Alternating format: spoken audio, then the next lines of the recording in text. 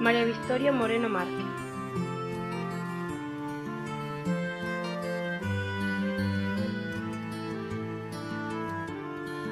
Naceu en Valencia de Alcántara, provincia de Cáceres, o 1 de maio de 1939. Licenciouse en Filoloxía Románica e foi catedrática de Lingua e Literatura Españolas.